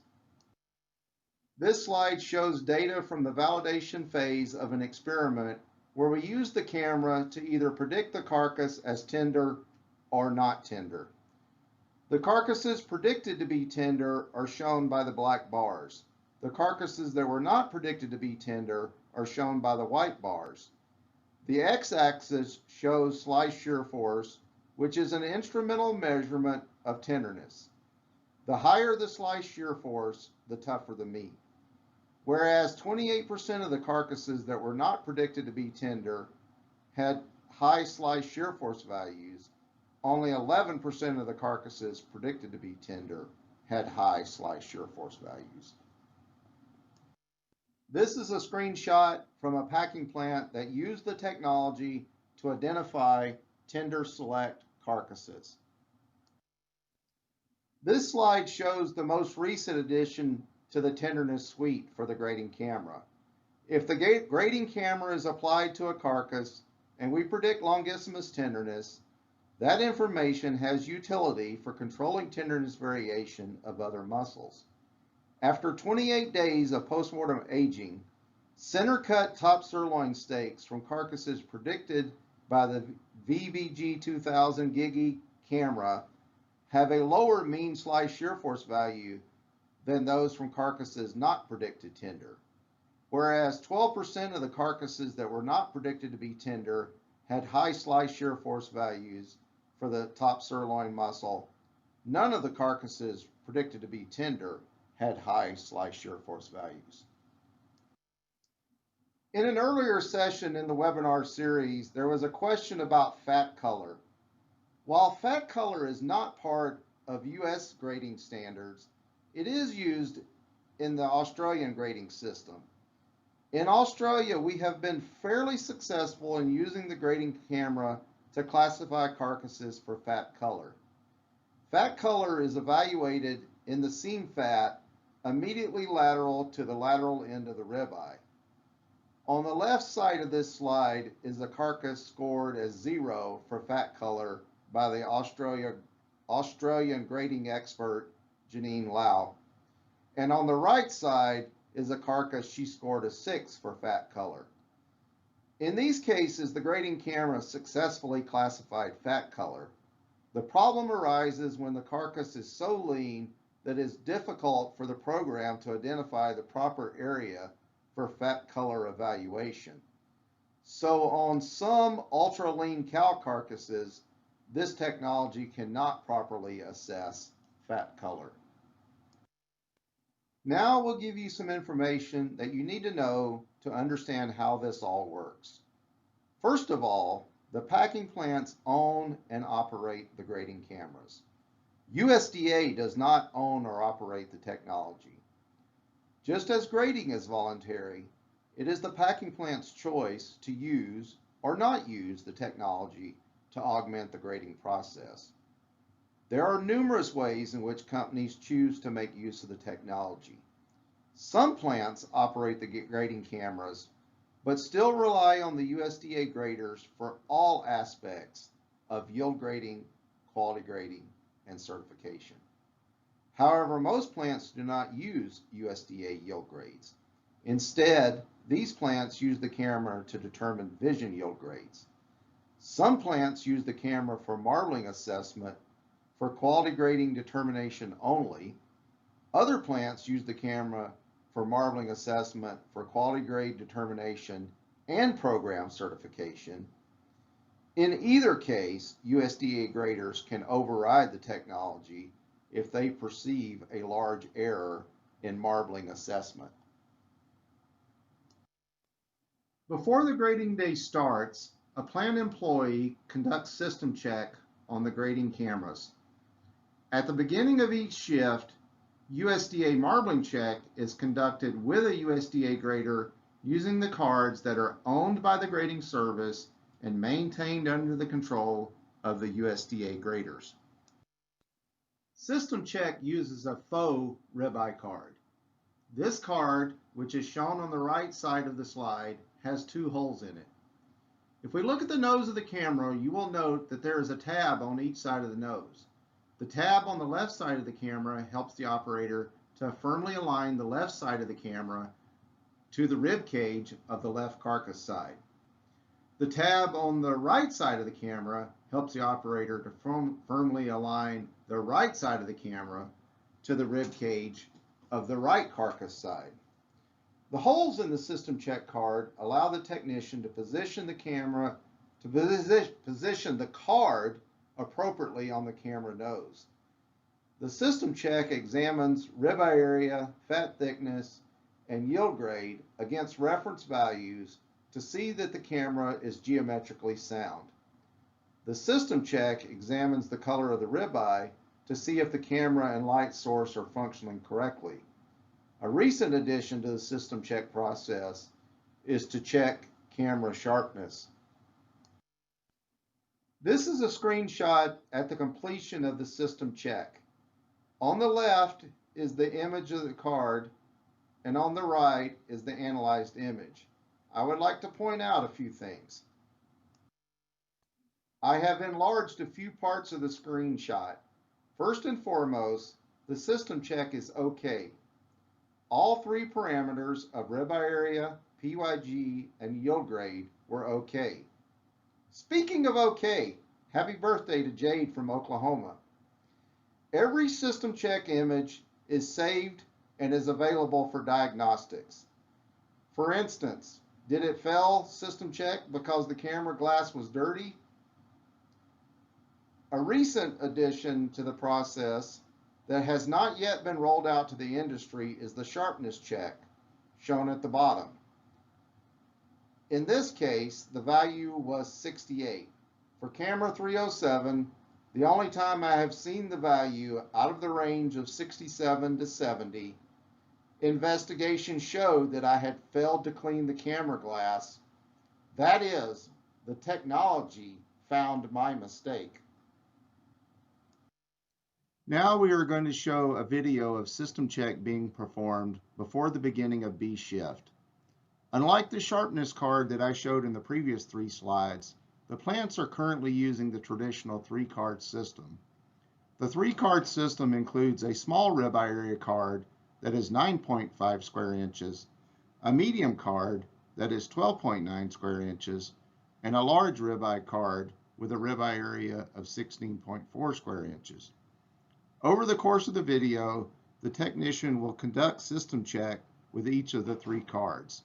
The entire process took 48 seconds.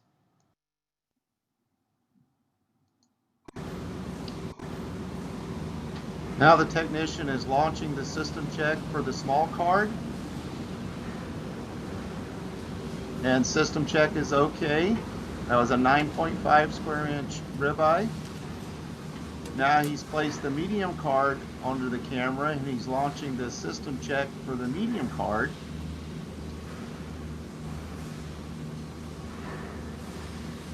And system check was okay. Now he's getting the large card and placing that onto the camera and launching system check and toggling down to the large card and starting the process.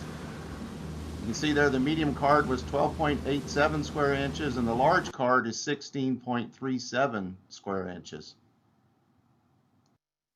The USDA marbling check uses a series of ribeye images spanning a diverse range of marbling scores. The test is conducted to make sure that the camera has not changed over time. The test compares the values obtained to reference values assessed when the most recent, which is usually quarterly, servicing of the camera was performed. Each card is imaged 5 times, and truncated statistics, both the mean and the standard deviation, are calculated by discarding the highest and lowest values. Here are the 4 cards. At the top left is the high marb card, which has a slightly abundant degree of marbling. At the bottom left is the medium marbling card, which has a modest degree of marbling.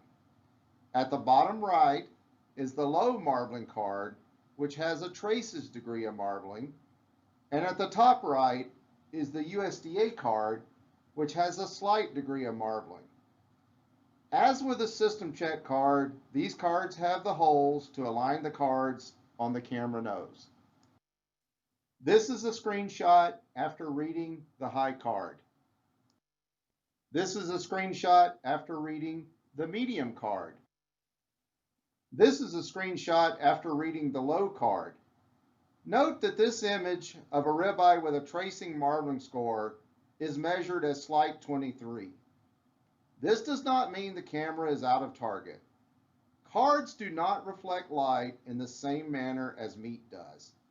The cross-section of the most pristinely ribbed beef carcass has texture that alters how much light is reflected. Pictures do not have texture. Pictures are two-dimensional.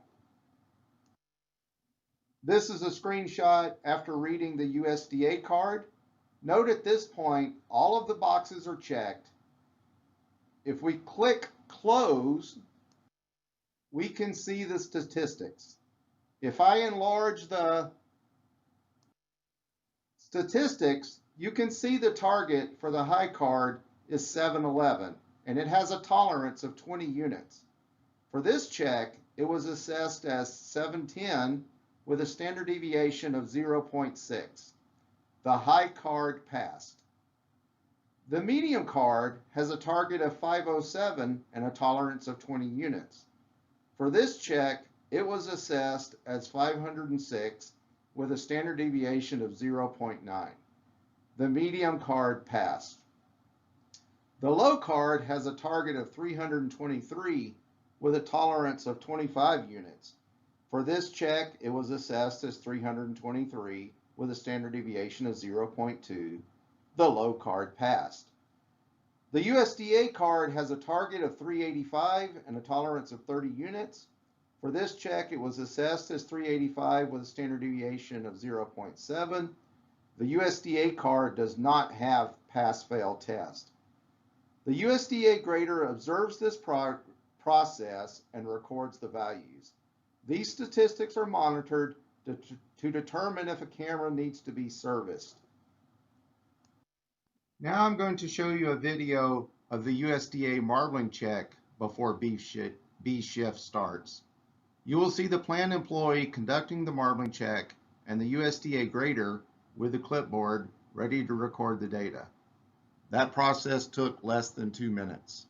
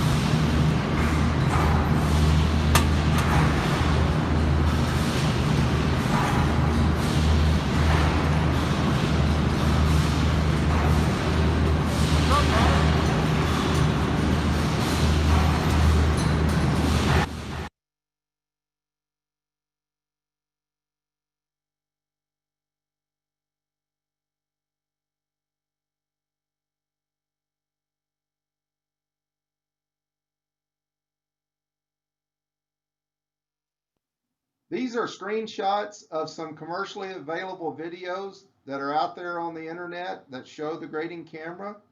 The video names and time segments are shown in this slide.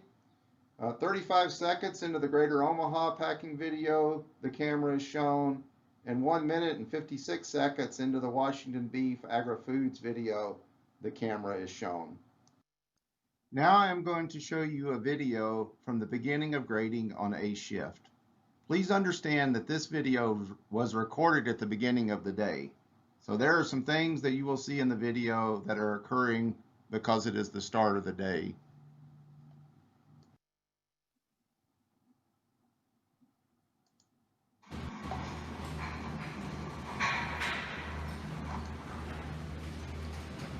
Okay, there the camera operator has imaged the first side and is getting ready to image the second side.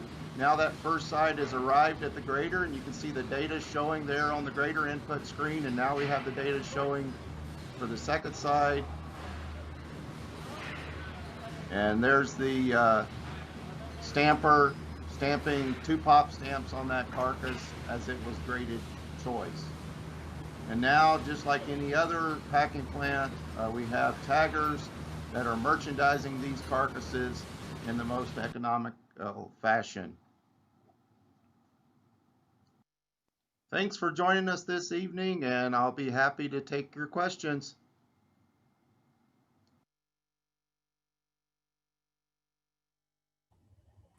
Well, thank you, Dr. Shackelford. We appreciate that overview and that in-depth look of the carcass or the camera grading system.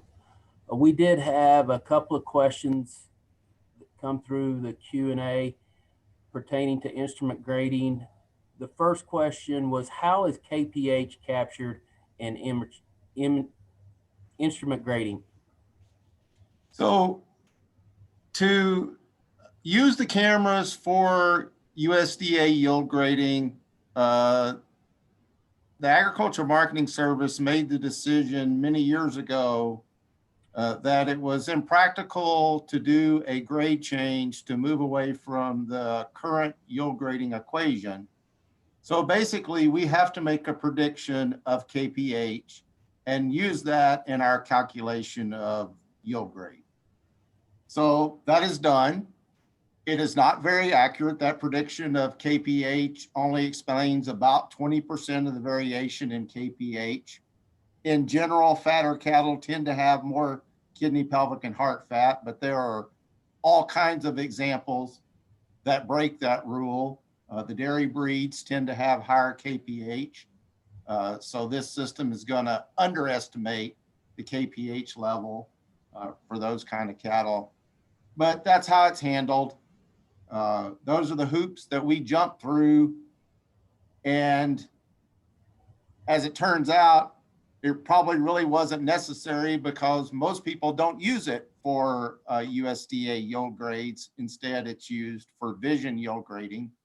So basically, the way yield grade from the camera is used is it's really a discussion between the packing company and the producer, and it comes under the hands of the packers and stockyards rather than the application of a USDA yield grade and involving the Agricultural Marketing Service.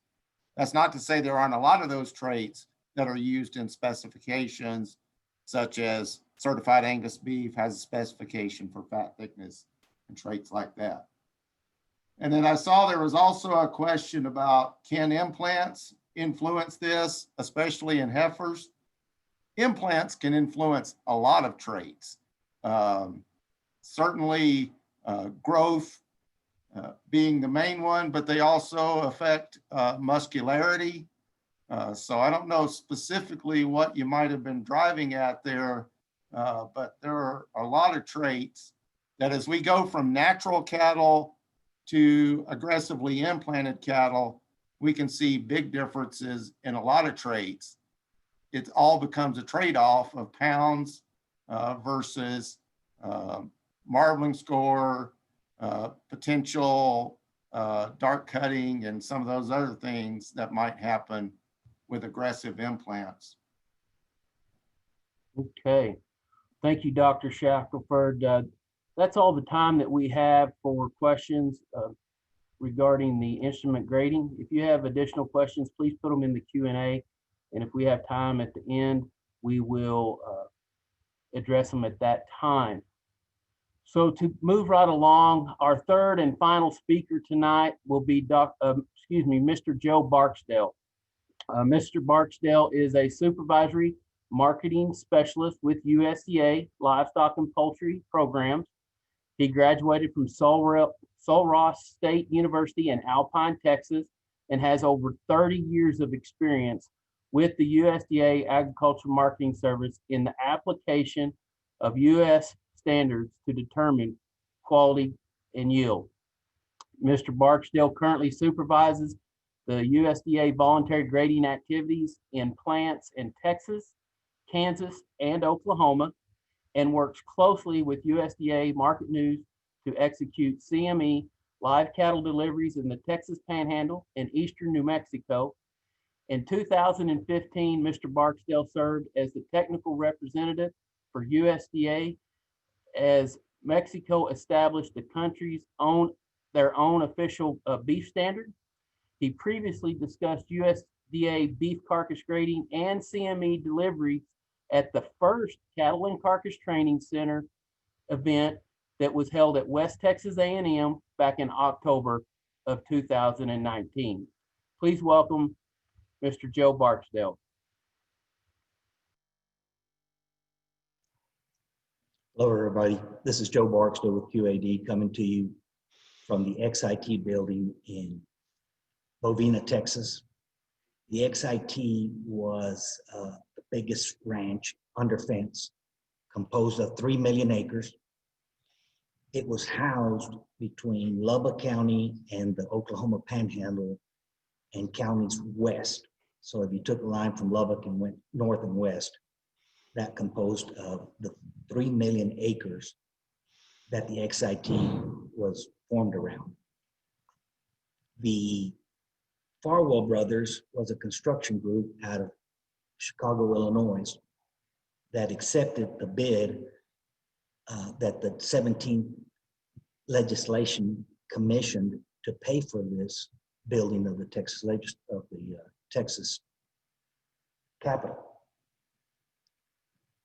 This happened in the late 1800s, 1880, 1879, in that era. They put together this ranch, and it was composed of parts of 10 counties from Lubbock all the way up to the Texas, Oklahoma Panhandle. That's just a little history on what that XIT stood for, and I'm standing there behind the XIT building logo we have here in Bovina. Okay, so today I'm going to try to paint a picture of what a carcass delivery looks like at our slaughter facilities. 10% of the deliveries go carcass from 2016 to the present. So we do not get that many carcass deliveries. Most of them go live, but once in a while we do get a carcass delivery. So we're going to talk about the delivery process and what that's going to look like. The long elects to deliver on a carcass basis. The short is notified of the carcass grading on the 3rd business day prior to the day of delivery. The short will indicate to the long if it is a small lot or large lot. The long will provide the plant selected for delivery, the slaughter date, the representatives from the plant's information. The long will, if the long elects to go large lot, I'm sorry, if the short elects to go large lot and the long consents, then they start bringing the cattle in. Some of the carcass delivery requirements: lots must be either steers or heifers, no mixed lots. Delivery points must be less than 225 road miles from the originating feedlot. Upon arrival at the plant, cattle must have access to water. And we talked about 10 lot maximum is the limit on large lots. The responsibilities of the USDA grader, he coordinates with the receiving plant. The USDA grader is an unbiased third-party group that performs the grading, receiving, all the functions that go along with CME deliveries.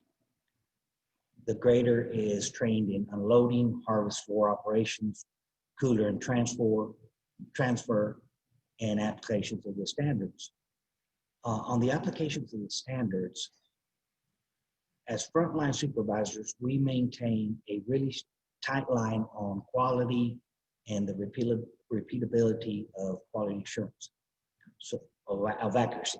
So we try to go around once a month, if possible, and correlate with all of our graders on the line that the National Grading Supervisor has set. And that talks about the choice select line, the choice prime line, the standard select line. We travel around, do correlations, and try to get a really tight number on how we correlate these cattle, what our graders should call in them, and where we think they should be.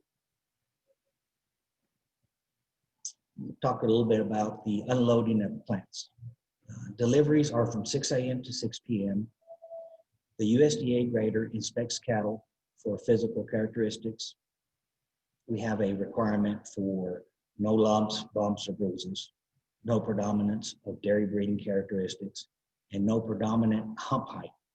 On the hump height, we would much rather pull cattle on the front end of the delivery. Say we have one that has a hump of 4 or 5 inches, and the requirement is 2, not more than 2. And that's measured from the top line. So we would tell the seller, hey, we don't think that this cattle is going to pass when it comes on carcass, so you might as well pull them now and substitute with one that will meet the requirements. Another thing we do not let is the graders go in the pen. We want to keep them safe, keep them out of harm's way. Delivery weights. Each unit must weigh between 38,000 and 42,000 pounds. Par is 40,000 pounds with the 5% variance, which is 2,000 pounds per load. Now, if the seller elects to go large lot and the law consents, then the seller is relieved of weighing the cattle when they come in per lot, and we use a number of lot times 40,000 pounds to reach our target weight. So say you have 10 lots, 40,000 pounds, you're dealing with 400,000 pounds. We adjust toward the end of the deliveries. Grader is tracking each load, how much they weigh, where we're at, and then we get close to the end, and then we can adjust. We're a little bit heavy, we're a little bit light. We can pull cattle off, we can add cattle, whatever the need is. Weighing is performed promptly upon arrival. The USDA grader ensures all loads meet requirement weights. USDA grader supervises the weighing by plant representatives, and he records the total net weight, number of head, lot number and pin number, and date weighed. Under or overweight lots, cattle can be added or removed from the lot or the load to meet the required 38,000 to 42,000 pound weight limit. Seller may have extra cattle to replace cattle that do not meet the contract requirements or the weight requirements.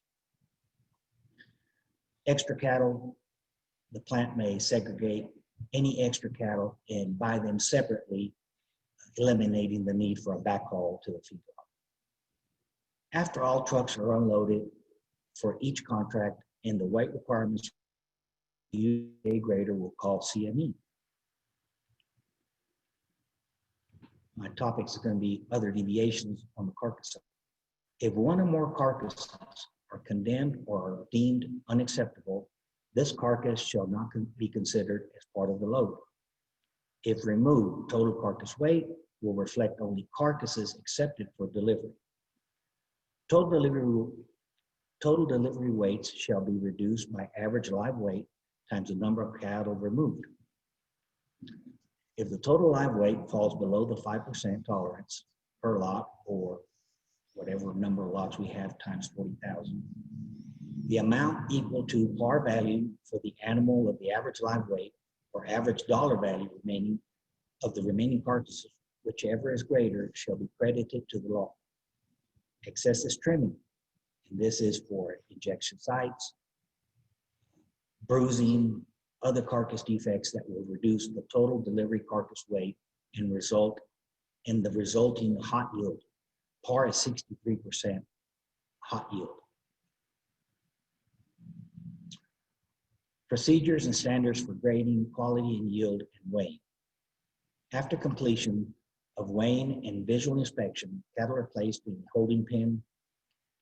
Identity is maintained in a manner satisfactory to the USDA grader, and that will be pretty much at each location. They'll vary a little bit on how they do it, what their SOP is, and how they handle cattle coming in and placing them in the holding pens until they're ready to walk up to the knocking box. Another procedure is the recording the seal number and plant assigned sequential lot ID for delivery units. We're going to talk a little bit now. Now the cattle have been in the pens, been delivered in the pens, and are waiting their time to walk up to the knocking box. We get together with the person running the delivery for the plant representative part, and they will say, okay, Joe, we're ready to roll. So they'll pull the seal off the first pen and start walking those cattle up and do this sequentially to the end of the lot. And we will run every cattle in the lot together. When they hit the kill floor, each cattle receives a stamp with the CME logo on it. And you can see that on our example here. That is a picture taken that we try to get a little example of what that looks like. Each side gets stamped with the CME, and then there's identifier. There is an identifier for the start of the lot and end of the lot.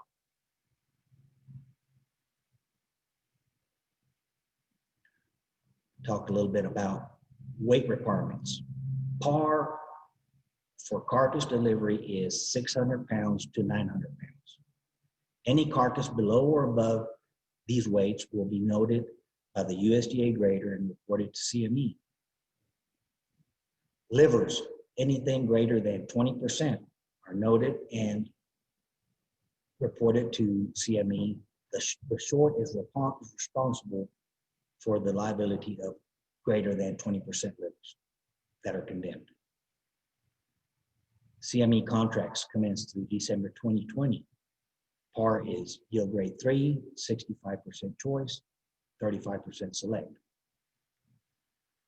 Commencing February 2021 and beyond, this is going to change to a yield grade 3, choice 70%, select 30%. And I mentioned par is yield grade 3. So the yield grades 1, 2, 4, and 5 receive either a per pound adjustment to the positive or to the negative. And this is done by the CME. I'm going to talk a little bit now about recording carcass delivery information. So CME has this workbook that we use to record all of the information. The weights, the carcass IDs, what it graded when it comes out on the third day or whatever day that must be. What it quality graded, what it yield graded. If we have cattle that are over 30 months of as determined by dentition on the harvest floor, by the USDA grader will record the weight and the carcass ID in the correct box and report that to CME.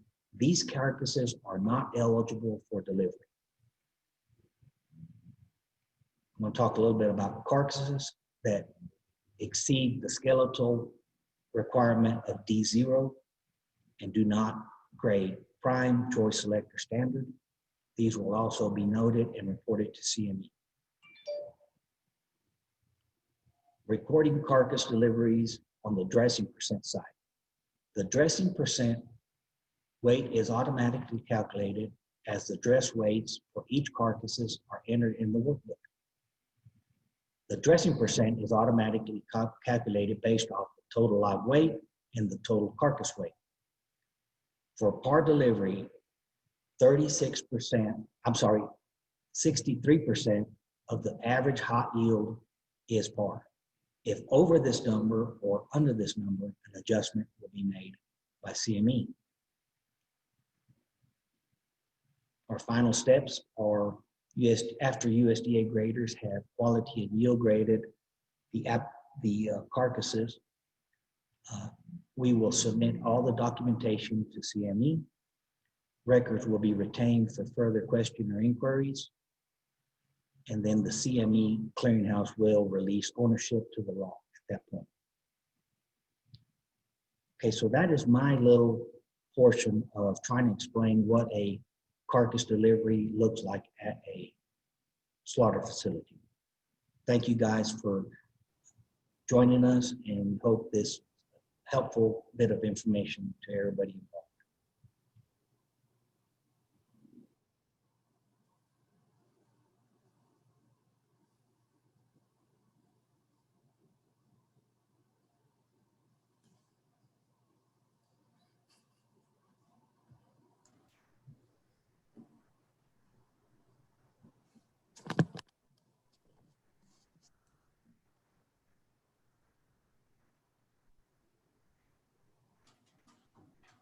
Jody, you're muted. You know, that's probably a good thing that I'm muted. People get tired of hearing me talk. So I'm gonna go ahead and turn it back to you and Joe, so you can finish up your presentation here tonight with your little exercise that you're gonna put our participants through. All righty.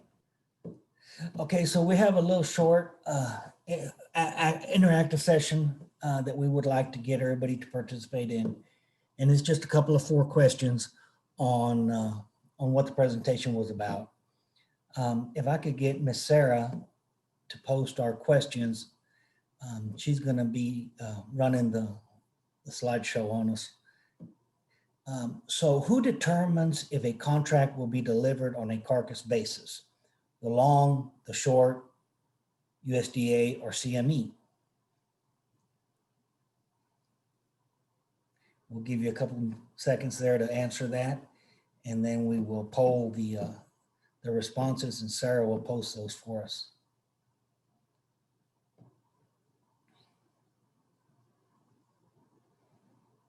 All right, very well, very good, very good. So 55% said the long, and that is correct. The long determines if it's going to go to a live carcass or a live delivery or a carcass delivery. And our next question, please.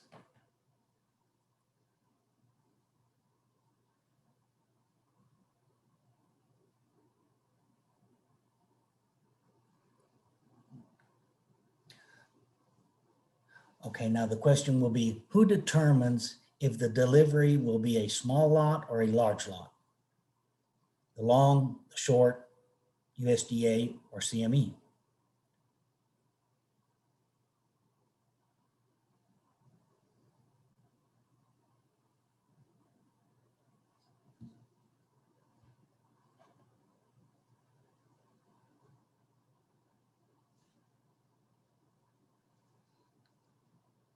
Okay, short, awesome.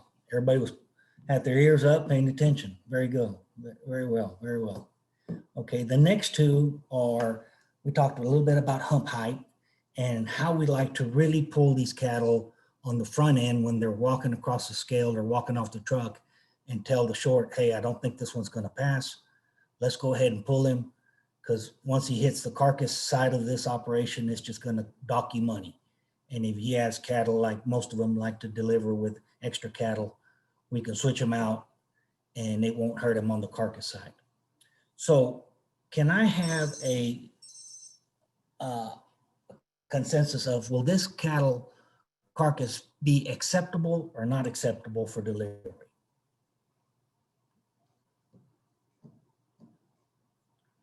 would it be acceptable or not acceptable? And we try to pick a pretty good one to say, this is what we think. Just picture him with a hide on.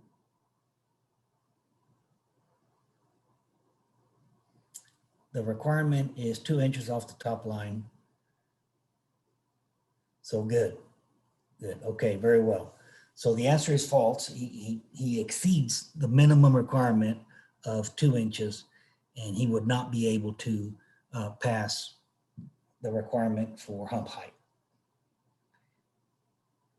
Now, my last one is, if you all will pay specific attention to the weight requirement, would this carcass be accepted on the carcass delivery unit? We talked about PAR and what those requirements were. Now, it might be a little tricky on how we phrased it, but think about, will it be acceptable or not acceptable?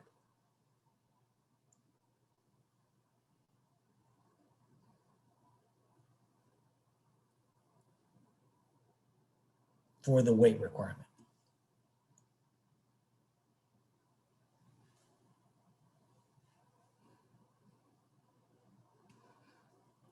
Okay, so that's a pretty close, I expected that about the same. So 600 to 900 pounds is par. Anything over or under that has a price adjustment that is based off the USDA 5-area weekly weighted average direct slaughter report. And that gets an assessed penalty if it's not within that range. So great job. That was a tough question if you really don't study the regs and rules on this one. I'd like to say thank you for all of my participants, and thanks for the opportunity to present this for QAD. I'll turn that back to Jody now. All right, thank you, Joe. Boy, that thing had a big old hump. Yeah, he would be an obvious out on the live side. You could see that one from a mile away. I don't know where you found that carcass, maybe down in South Texas, but he definitely was a good one to show them. We are running really close on time, and we really don't have any questions to address. We've addressed pretty much the ones that we have received in the chat. So I'm going to go ahead and close this out with some closing remarks. First off, I'd like to thank our speakers tonight, Dr. Gwartney and Dr. Shackelford and Mr. Barksdale.